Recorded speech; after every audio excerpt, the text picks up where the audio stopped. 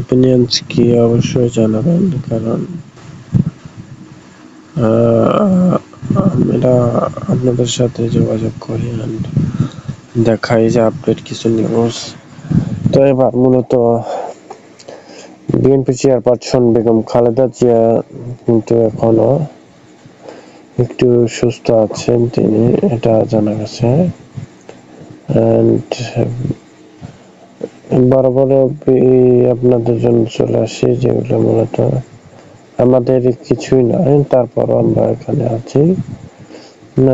অবশ্যই আপনার কি মতামত অবশ্যই জানাবেন, কারণ আমরা যে আপনাদের সাথে আসি।